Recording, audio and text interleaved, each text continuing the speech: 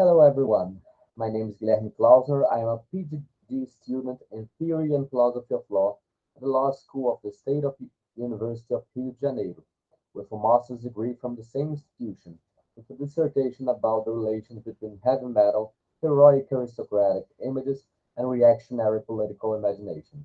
I have a one-man band called Tribe, and I'm the lead singer of Ancalima.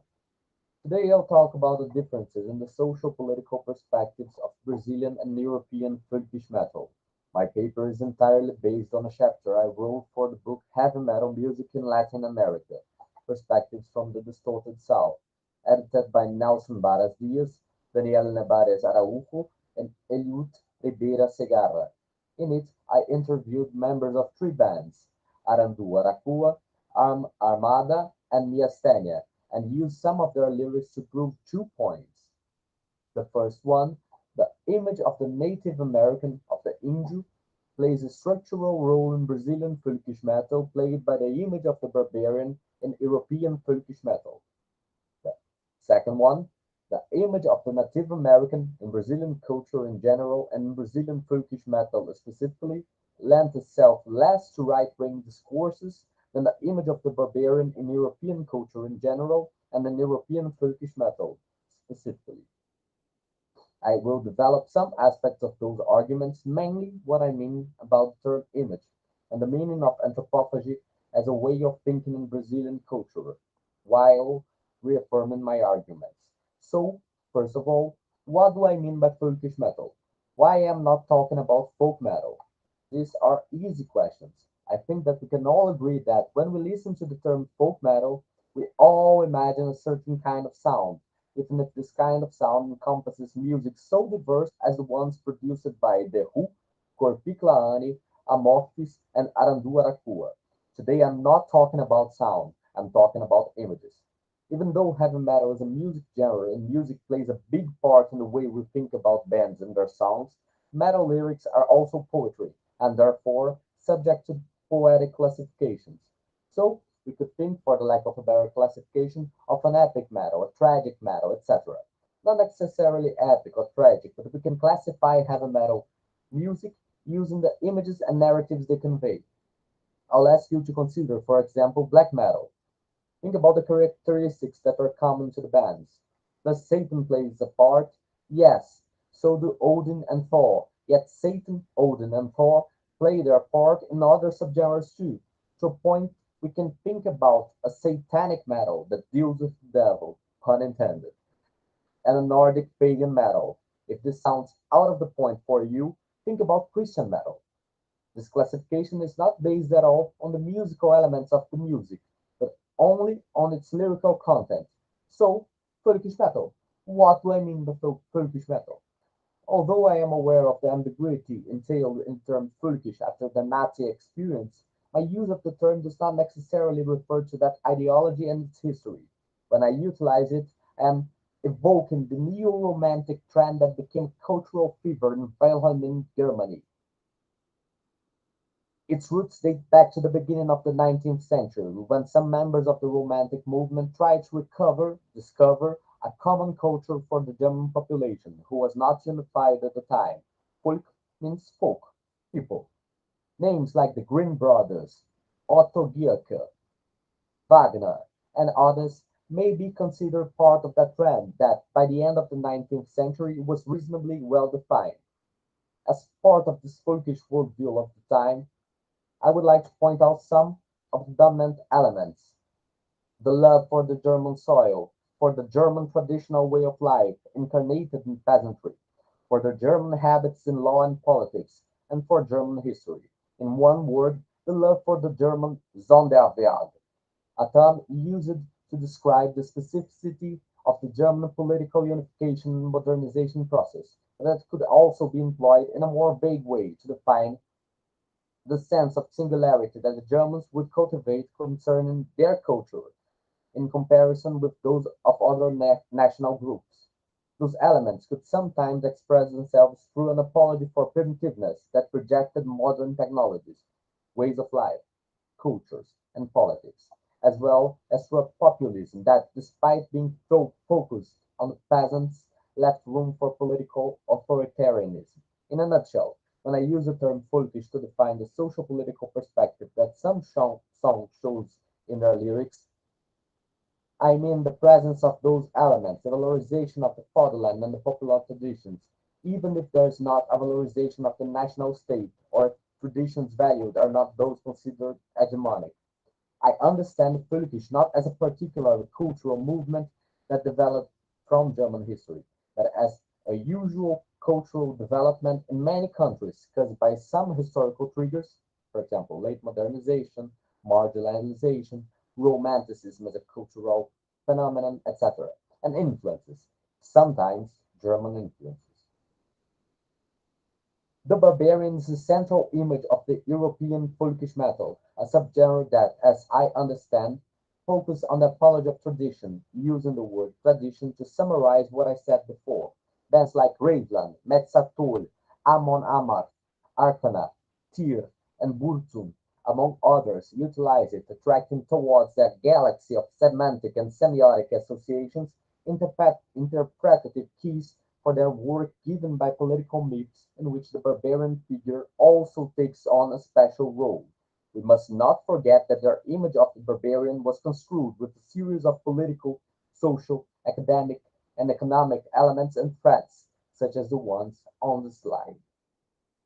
All these processes belong to the history of the formation of the image, an image which almost never gets a final shape. They, amongst others, are connected between themselves, not only because of the images involved, and they form a great map. This map is a map of galaxies, of continents, which assembles small aspects of reality, past, present, and future, by their history as well as by their political polarization. The galaxies that form the image of the barbarian had, to keep the metaphor, a lot of right-wing stars, and for this reason, despite the monomarchs or Tyr's political alliances, their imagery, including their music, can be used by right-wing groups. These bands, it is important to point out, are not looking for their past. They are creating a past, projecting values they consider important and possibly related to images that appeal to their sentiments over more or less historically trustworthy lyrical reconstruction of these images. Heavy metal lyrics are not archaeological, anthropological, historical researches. They are works of art, and their authors can even use these researches to enhance some characteristics of the meaning they want to convey. But the past, as a thing in itself, does not play a part in it. They can even think that they are looking to that past. They can even contribute hugely to the growth of the curiosity over one's past, but they are not expressions of archaeological, anthropological, historical knowledge. The interest in the past comes, in this tradition, through Gothic romance, through Romanticism, through the Turkish thought, through specific authors and mediums as Tolkien or comic books or the movies, to heavy metal, and from one band to the other. In this trajectory, this historical process, which can include theoretical books, although it is related more directly to the own history of heavy metal, these images accumulate characteristics directly related to their historical development. For example, the image of the barbarian has two great interpreters in heavy metal, Manowar and Bathory. I am not saying they are the first to write about barbarian, the history of heavy metal. Think about, for example, Led Zeppelin. But I know that many bands portrayed the barbarian as they did and because they did. And they are both hugely influenced by the histories of Robert E. Howard, who, in his turn, was greatly influenced by Nietzsche, who was influenced by Wagner, and so on. The members of Manowar can prove themselves to be rigorous researchers about the true barbarians, a term that can have its usage questioned since it was mainly a slander, the Germanic peoples that invaded the Roman Empire in the 5th century. But that won't alter the fact that the main influence of their portrayal of the barbarian is Conan the Barbarian. When they build this image in their lyrics, they aim not for rigorous historical affirmations, but for emotional effect. And even if their influence was mainly academic, which I imagine is not, academia also has its role in the construction of these images, which can be a reaffirmation of the image presented in works of art or can distance themselves from them. Second of all, in Brazil there is a structural repetition of certain aspects of the Völkisch continent, such as the exaltation of primitivism and of the ancient knowledge of native people, especially in bands like Arandu, Aracua, and Miastene. They also recover aspects of native religions. In the case of Miastene, this involves an anti-Christian rhetoric, or even a tragic reading of the symbols of Brazilian history, as in the case of bands like Armada, all without automatically attracting the chain of associations to reactionary political thought. In a nutshell, the native is our barbarian, but not merely the good savage. This happens even though the process of creating a Völkisch culture in Brazil was altogether similar to the one that happened in Europe. We had Romanticism that idealized the image of the native, and this Romanticism, as a cultural movement, also had branches in history, law, politics, etc. Just to cite some of their names: José de Alencar, Gilberto Freire, Sérgio Buarque de Holanda, Mário de Andrade, Plínio Salgado, etc.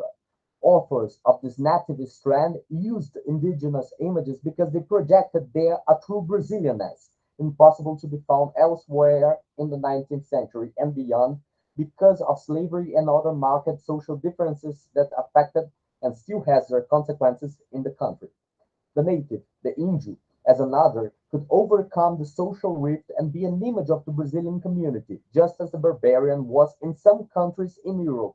And just like its European counterpart, it was more or less accepted, depending on the social group.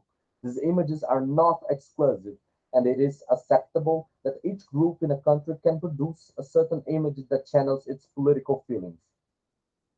If the image of the barbarian was constructed as a part of a reactionary inclined account of the European past, as Foucault affirms, and had its attributes determined in this account, the image of the native, although sharing many similarities with the figure of the barbarian, and being put in the same structural place that the latter occupied in European narratives when used by the Brazilian Romantic writers, was not co-opted by strictly reactionary discourse. This is the social political implication of this difference. Here in Brazil, we have groups that use indigenous related symbols in right wing contexts, as the Anaue of the integralists. But it is not so common as it is to use barbarian related symbols in right wing contexts in Europe. And in both cases, the metal scene plays a part in the spread of the use of these symbols. It is not totally different, but here in Brazil, it is not so common. I will not provide any final conclusion, but I will provide a final remark on why I think this process happened this way. I think that there were mainly social spaces that impel its members to think about the native historically: literature and academia. They always kept the dialogue open between themselves, and the image of the native remained with its boundaries unfixed, being eternally redrawn. This avoided a strictly decolonial perspective, born in general of the association of an image with specific political meanings and the shunning of different usages of the image, which I believe would mean believing the image and its potency. I believe also that anthropophagy, a term that has been used since the literary modernism of the 1920s to specify the process of absorption of elements that are native of other cultures by the Brazilian culture, has been the dominant voice in the dialogue, refusing that fixation of the image of the Native American as an image of resentment and being more adequate to the hegemonic tradition that understood the Brazilian civilization as a civilization created by the encounter of the races, a democracia racial, a racial democracy. Even though this tradition was used to cover up racist practices in Brazil, it still served to combat the spread of an openly hostile discourse towards ethnic minorities in the country. This anthropophagy, I believe, explains even nowadays how the absorption of Turkish heavy metal traditions happen, and how these traditions are adapted then to the Brazilian reality. The images portrayed by this Brazilian Turkish metal are accompanied by a series of elements that are all around similar to the ones that accompany the image of the barbarian, because there's a whole convention that comprehends this kind of image, associated as a rule to freedom and tradition.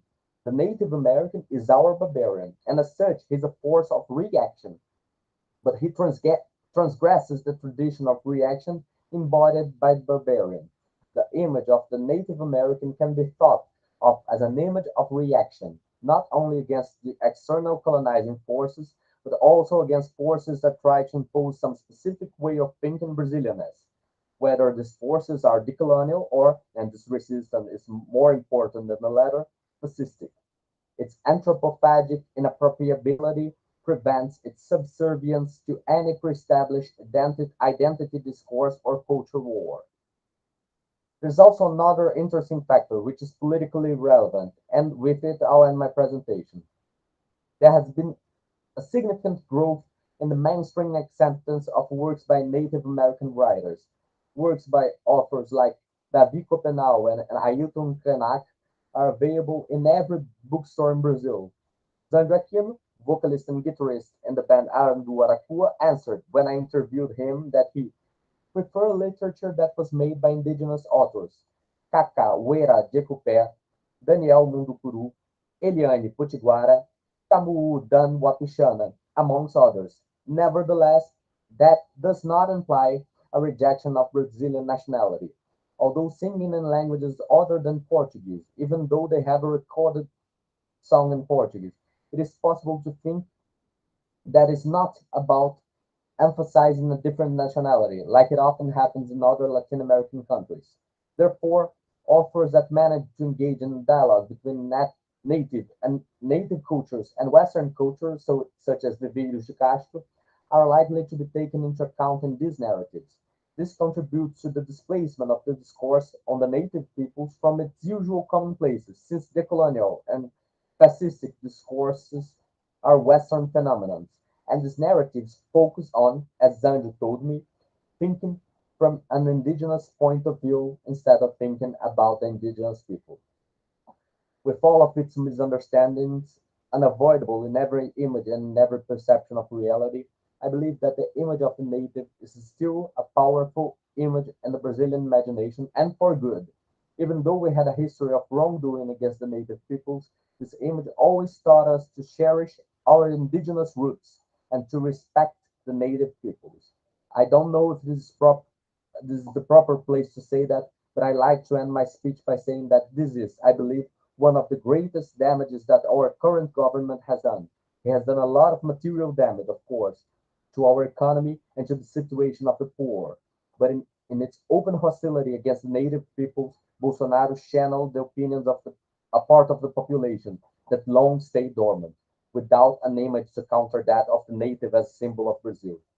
He developed this counter image that surely will last more than his other misdeeds. Thank you.